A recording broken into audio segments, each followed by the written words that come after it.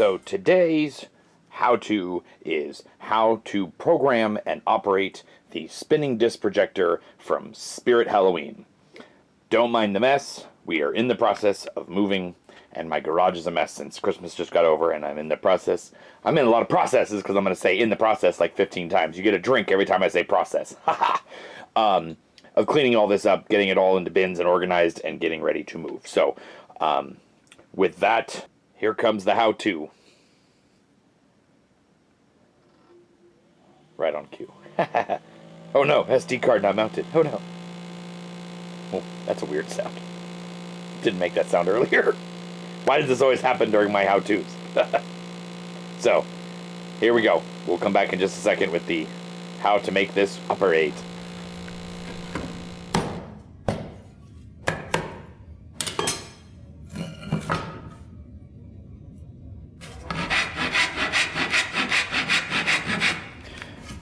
Okay, so the first thing we're going to do is we're going to go through a little bit of what comes in the package when you got it from Spirit. Obviously, the disc itself. It does come with a bracket system, and what you do is you take this part of the bracket, and it shows it in the instructions as well. But there's a couple little screws. There's a little screw there, and a little screw up there. You can see them right there. So that gets screwed into the back. And then you've got this guy right here. It does come, I don't think it came with these bolts. I don't think it did. No, it didn't. Those are mine. So I put it on this big plumber's, channel, whatever, strapping thing, because I hung it in my window. Obviously, however you want to hang it to wherever you're hanging it. But, so yeah, I just put it in there, and then this just goes there. So it just slides up inside. There's a screw there, a screw right there, and then there's a screw on the top. So you slide that in, and now you have a bracket. Obviously, then you can attach it to whatever you want. On the back here, you'll see there are different buttons over here. We'll go over those in a minute. And then you've got your audio in and audio out, which says SYN, so synthesizer, whatever. And then you got your power supply. What comes in it is you got this little bag. This had the little screws, like these little black screws, and these, and the ones that go into this thing. This is your audio thingy. This I never got to play with because I was never planning on doing it, but obviously this is an in and an out, and that is a power supply, and the power supply cord is right there. I have a feeling one of the things that they said was that you can do you can put any audio you want on this, obviously, and it would have to go into the system through the you hook this up to your computer, and it's all in the instructions. I didn't do it, so that part will not be in this how-to, but I will include the full instructions in a PDF as well, and I will link that in the description below. Here's your two audio cables. If you don't use them, you can use them for something else. And, of course, the power supply. So what I did was once I had, because I had it all, and this is how it came from Spirit. I haven't opened the other one because I got two of these. I don't know if they didn't cut this hole, but they didn't take all of this off. And so what I did was when I had this attached to it, I took a piece of black fabric, and I cut it so that it would slide over this. And what it did was it hid, because I had this in my window, and so I put this black curtain on the outside of, inside my house. Then I put the projector disc and then the window. And so this metal rod you could see from the street. And so I just went along and I put this in between the window, and then behind that metal thing, so it sat like this. And then you couldn't see it anymore. So just a little hint if you want to hide whatever thing you're hanging this with. You can obviously you can use 3M tape to hold this all back, onto something, but you're going to have space for this. So that was the easiest. That you could obviously use wood. The thing about this is this flexed, and I didn't like that very much because it didn't sit flat on my window, but it still looked okay for this year. being that I'm moving. I didn't care too much. So I would recommend using a piece of wood. Just get a 1x2 and cut it to the length you need it to hang from whatever you're going to hang with, and then just attach all those pieces that way. It would require just screws instead of nuts and bolts. So now we will look at the instructions and kind of go over that real quick, and then we will go over the programming it all. So like I said, I will include this in the description below. Obviously it tells you that do not keep this outdoors, even if it's raining. Probably the main reason you shouldn't use it outdoors is because that plex that is surrounding it might actually fog up with the heat from the fan. I mean, the fan's producing enough wind in there that it probably wouldn't fog up, but we all live in different areas, so it could do that. So I would just say leave it inside, and then because as you saw, this is in no way, shape, or form sealed. There is no seal on this at all. You could seal it. I have that little piece right there to keep it from vibrating, because for some reason it's vibrating now. So you could definitely, seal that up with some silicone if you really wanted to use it outside. So obviously this tells you again, so this tells you a little bit more about what the indicators mean. The first indicator light indicates that the power is on. Then there's a cloud connection, Wi-Fi status. You switch the mode, match. I could not get the remote control to match it, so I never used it. To turn the Wi-Fi on and off, switch off cloud mode. Obviously, remember these instructions will be in Chinese, translated to English, so it's gonna be a little off. And then your audio in and out, and then your connector. There is a remote control. Like I said, I could not get this to work. It may just be because the battery, and I changed the batteries. I don't know why it didn't work.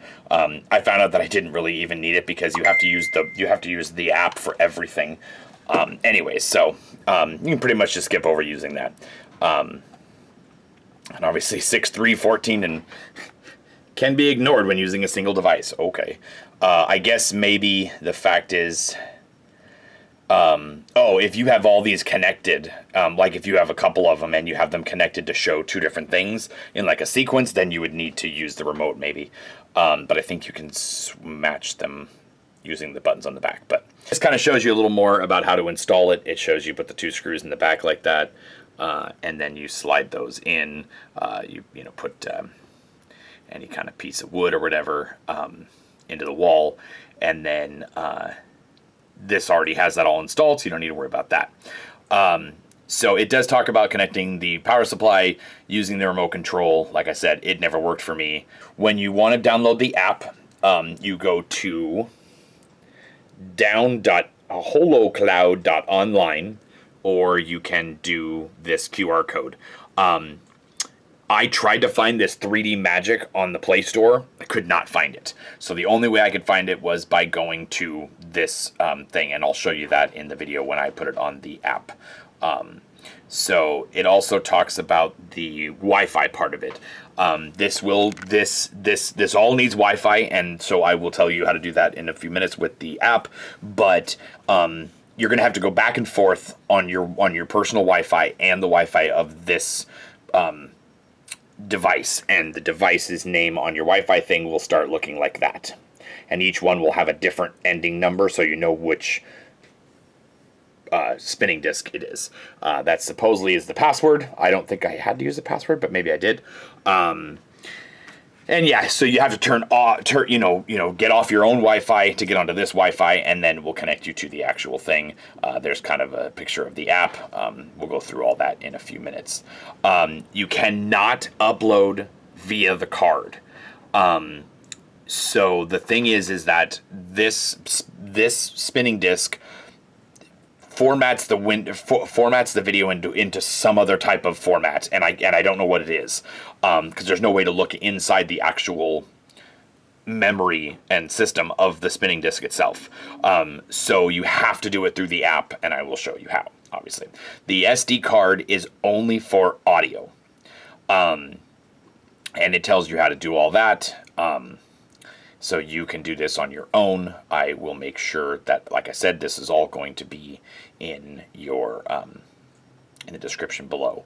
And that does kind of tell you how to do all the stuff together to make it go through. There's the charger. I must have had a charger somewhere. Oh, okay. Maybe it does come with a charger. I don't know. But yeah, you have your cables and all that kind of stuff. And it has troubleshooting as well. So, like I said, this will all be in the description as a PDF to download. And you can also, email me or message me on Facebook, and I can get it to you as well. So, now let's get into programming the disk.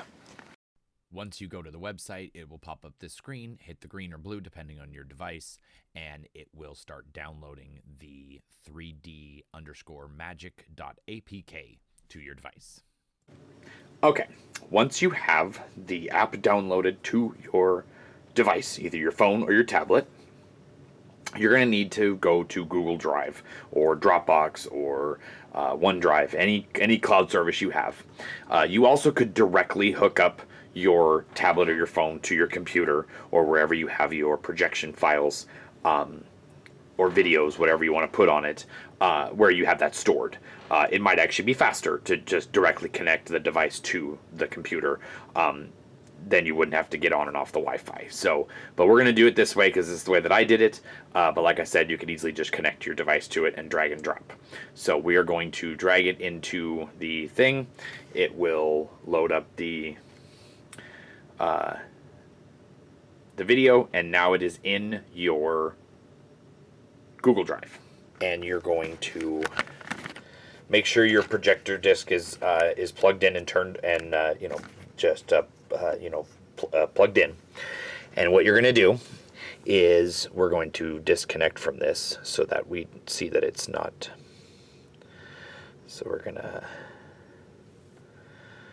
have your device connected to the to your home Wi-Fi, and then you're going to go to your Google Drive. And it should be the last one in there. So we're going to download. And it is downloading. So as you can see right there, it's downloading. I'm trying to do this with a camcorder. So once it is downloaded, it'll be in your files. So now what you need to do is you need to disconnect from your home Wi-Fi and connect to this CSG65 whatever. The password is CS123456. So now it will say connected, no internet. It will always say that. So now we're going to go back to the device, and it will say right here, it'll say connected. It'll connect automatically. And so now you want to upload. So there's this little button over here that says upload, and you go to video, and should be the last video in there, the most current one. You hit confirm on the name, and it will transcode the video. Now what this will do is it'll take a little bit. It'll take, it takes a good 5 minutes per video depending on the size of the video. And then it will upload it after it's done transcoding. Didn't even get to the end, but it's transcoded, and it uploads it to the cloud-based server that's inside the disk. So right now, this is loaded into the disk. That means, and it's on the app. You can now delete it from your device. You do not need to keep the video file on your device for this to work. You only have to keep it on there to download it to the app itself. Once it's on the app, it's in the memory of the unit, of the spin projector. So now that it's in there, you can actually load up a bunch of these, and you can keep them all in this app, in that all of your files will be listed right here. So you could load up all your Christmas ones, all your Halloween ones, and then you hit these little I buttons. So right now this is the default Spirit Halloween one, and we're not gonna show that one. So we want to put it down where the eyelashes is down, and this one is on, so that it will show up in this screen, the first screen.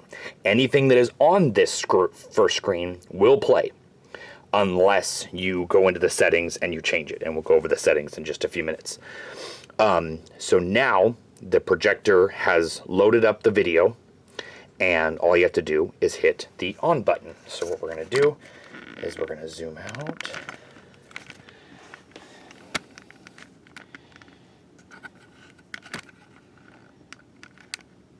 And then we're going to hit on.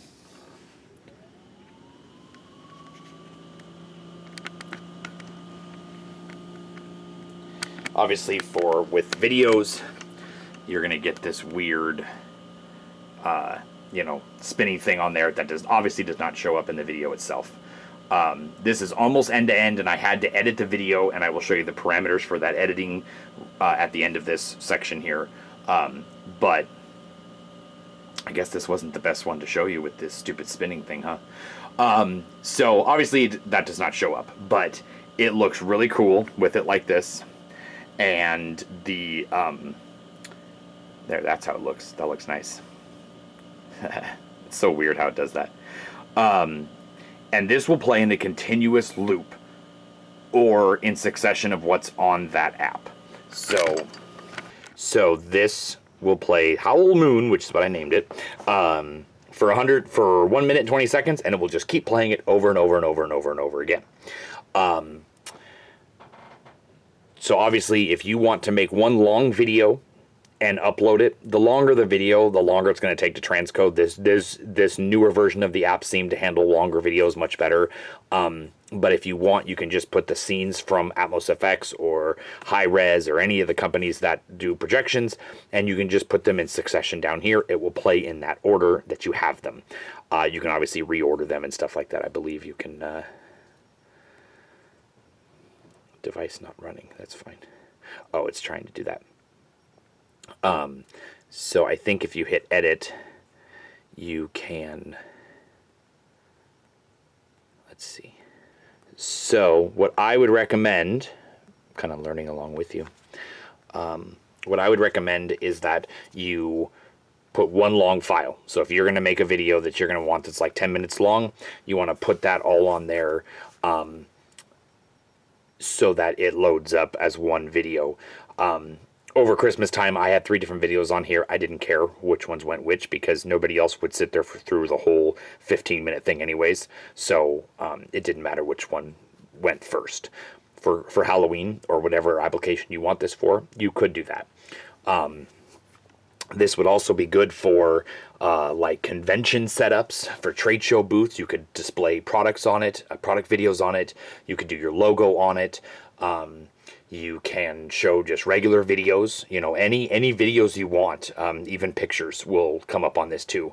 One thing you'll have to do is you'll have to play with the videos to make sure that they show up right. So upload the video as is to this device and see how it looks, and then obviously go into a video editing program and stretch it, and you'll have to keep uploading it. So that's why I'm saying that maybe directly linking your device to your computer might be easier, so that you can run this that way. So one of the things that I was going to show you, so I'll show you the but yeah, so one of the things that I found out just tonight while I was doing all this is, so let's say it's playing right now and it's 11:30, and you have your whole display set to turn off at 11:30, but you want this to come back on the next night without doing anything.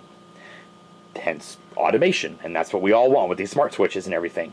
So what I did was I hooked up a smart switch to this. So let's say it's 11:30. Okay, 11:30, it has now gone off. It's now turned off. Now it's 6 o'clock the next day. We'll let it spin down. The even the app says that it's disconnected. So we're going to turn it back on. I just turned the power back on to it. And then what I found, I didn't even know it did this, and I think that's where I'll show you in the settings here in a minute. There's an auto start setting, so I'll show you that in a minute. But so I turned the power back on to it, and it should flash here in a second. And it's connected on the device now. It'll always say this first, SD card not mounted, because there's no sound card in there. But then it started up all by itself.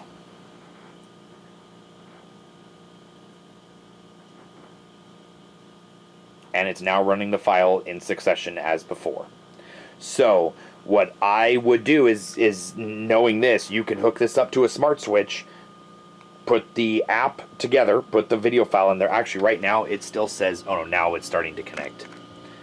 But you don't even need this. So once you've loaded everything into the app, you've told it to run, you can turn off your app, you can turn off your phone, you can unplug it, you can do whatever you want. This thing will play as long as you turn it back on again. Obviously, if you want to edit it or anything, you're going to have to go back and reconnect it via the Wi-Fi. So kind of in a recap, you need to be on your Wi-Fi to upload the video to this device or directly connect it to the your computer. Then you will need to disconnect from your Wi-Fi, connect to this Wi-Fi, which is that CS65, and then you will, after you've already uploaded the video to your device, you will disconnect to Wi-Fi, go onto this Wi-Fi, upload, and then it will go onto the device, and it will load into the memory of that back there. And then it will just play. So like I said, you don't have to run this tablet or a phone the whole rest of the month, or the time that the display is running. It will just run. Every time it's plugged in, it will run with what was in that line, in that order. So I did not know that all Christmas long, and I had to go turn it on every time. I was going to suggest grab an old phone and leave the phone near the projector and use that for your turning it on and off. But now that I know that it works with the smart switch, that if you just disconnect the power and reconnect the power, it will turn right back on again. So let's quickly go over.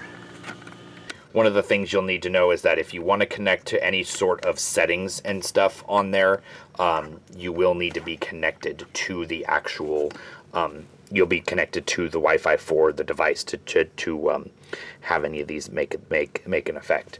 So I have it on brightness 30. You can change that. The angle adjustment is where you can change which way the disc is turning. So if, like, how that moon was that way, I can actually turn the moon 90 degrees, 180 degrees, whatever. I don't really know why you'd need to do that, but you can. The play mode will be for the sequential play. It'll do sequential, random, single once, single loop, and sequential. Sequential will play it in order. Auto start, that's the big one. So make sure that is on. I don't know anything about the Bluetooth. You can set your own Wi-Fi password for it. Leave the long connection on. Kind of just leave this as is. I don't think I messed with that at all. I may have messed with no, because I just downloaded this. So I would just leave that pretty much everything as is. One of the things is this actually says collision prevention. What it will do is it will turn it off as soon as something touches the spinning disc. It will actually stop and turn off.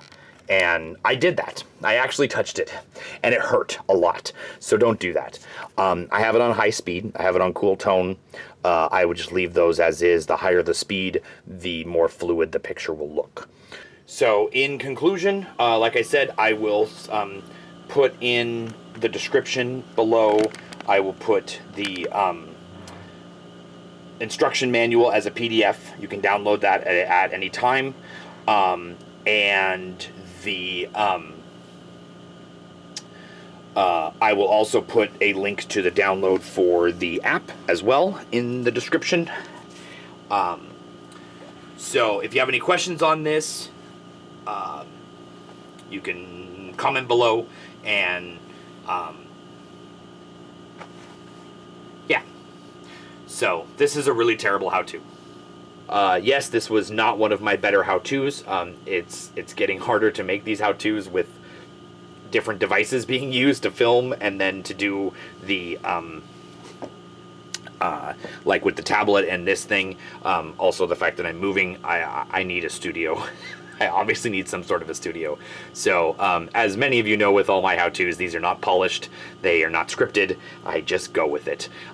So I need to start doing a little better on that aspect. So thanks for hanging with me, and again, if you have any questions, message me and I can help you personally as well. So instead of, I usually say at the end of these haunt on, but instead project on. Ha ha ha. Ah ha ha ha. She thinks I'm funny. All right, thanks for hanging out. Bye.